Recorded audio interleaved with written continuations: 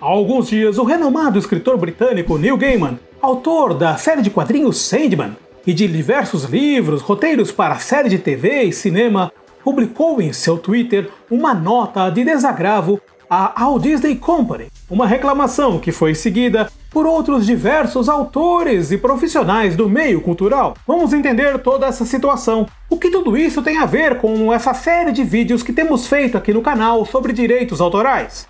Aguenta aí!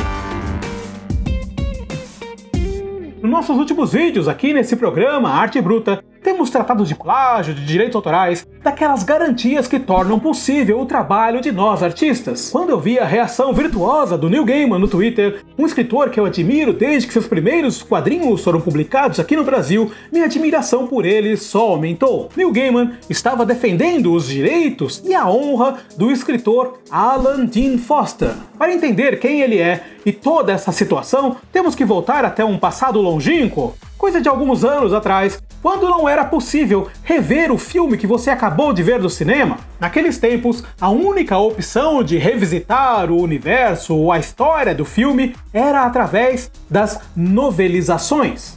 Livros que adaptavam o roteiro dos filmes para um formato mais literário, mais prazeroso de se ler. Eu sei que para gerações atuais, a novelização parece algo absurdo. Afinal, hoje em dia temos DVDs, Blu-rays e, evidentemente, o streaming. A possibilidade de ver o que queremos, a hora que queremos. Mas para nós que vivemos na época dos dinossauros, as novelizações eram algo fantástico. Eram a oportunidade de revisitarmos os roteiros, os universos, os personagens que tanto amamos. Mas mais do que isso, as novelizações ainda traziam sempre algo a mais, algo extra.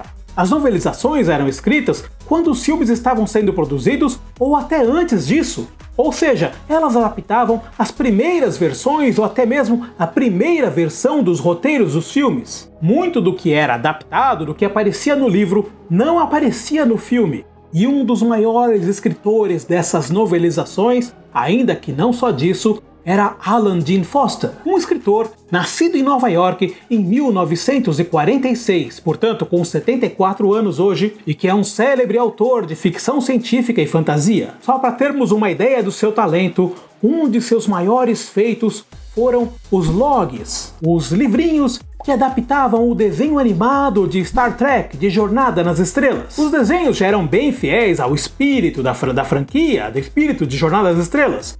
Mas os livrinhos de Alan Dean Foster iam muito mais além. Ele acrescentou muito material aos roteiros das animações e desenvolveu muito mais os personagens. São verdadeiras joias. Foster também escreveu a adaptação do primeiro filme de Guerra nas Estrelas de Star Wars. Aquele filme que depois seria conhecido como Uma Nova Esperança, A New Hope. Curiosamente, esse livro foi lançado meses antes que o filme estreasse nos cinemas. O livro, além de ser uma fonte de recursos para George Lucas, o criador da franquia Star Wars, era também um modo de fazer propaganda para o filme. E como já era hábito, como a gente já explicou aqui, o livro foi baseado na primeira versão do roteiro. E nesse livro, Foster expandiu eventos, história, personagens, até a física de como funciona aquele universo que depois nós veríamos no cinema. Foster foi o responsável até por nomear o principal vilão da saga, o Imperador, e descreveu como ele chegou ao poder, antecipando basicamente a trilogia prequel, a trilogia de filmes produzida na virada do século e que contam os eventos que antecederam a trilogia original. Interessante é que, embora nas versões recentes George Lucas admita que quem escreveu o livro, a adaptação do primeiro filme, foi o Foster, originalmente o nome do escritor, Foster, não apareceu na capa, sendo creditado ao próprio George Lucas. Mas essa não foi a única contribuição de Foster ao universo de Star Wars. Por exemplo, em 77 mesmo, depois da estreia do filme, Foster escreveu Splinter of the Mind's Eye, uma continuação para o filme. O livro ficou tão, mas tão bom que George Lucas pretendia filmá-lo como um filme de baixo orçamento. Caso o filme original, Star Wars, não fizesse sucesso, então ele poderia aproveitar os cenários já prontos e alguns dos atores que estivessem ainda sob contrato. Pois bem, alguns dias atrás ficamos sabendo que a Walt Disney Company, que adquiriu Star Wars em 2012 e agora em 2019 adquiriu a Fox, que é detentora dos direitos da franquia Alien, para a qual o Alan D. Foster também fez adaptações, ficamos sabendo que a Walt Disney não estava repassando os royalties, os valores referentes aos direitos autorais das adaptações escritas por Foster. Será só ganância da Disney? Será que ela simplesmente não quer pagar esses royalties que para ela seria uma merreca, uma pechincha? Pessoalmente, eu acho que não.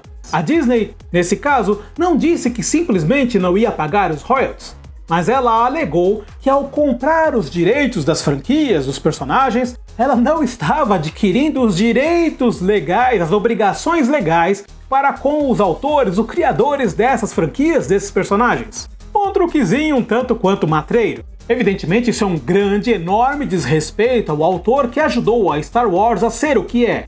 E o que o tweet do escritor Neil Gaiman deixa claro é que não é só uma questão de desrespeito, como se isso já não fosse por si só muito grave. Essa atitude da empresa traz um grande perigo para todos os artistas, autores e para os fãs. Pois se isso for normatizado, se as pessoas acharem que é normal que uma empresa que quando compra um personagem, uma franquia, não herda as obrigações para com os autores, os criadores daqueles personagens e franquias, isso abrirá um precedente para que todas as empresas, não só a Disney, não mais respeitem os direitos dos autores. Isso é um absurdo que não pode ser tolerado. No nosso último programa sobre direitos autorais, conversamos com um especialista sobre alguns aspectos da legislação brasileira e de como ela é até mais justa do que a lei americana. Como hoje em dia é bastante possível para nós artistas trabalharmos para outros mercados fora do Brasil, em programas futuros vamos tentar esclarecer bem as diferenças entre a nossa lei e as leis dos outros países. Portanto, não se esqueça de assinar o canal. E para fazer este programa aqui, eu contei com a ajuda de outro especialista. Ben Santana pesquisou e roteirizou mais de 90% do que eu acabei de falar.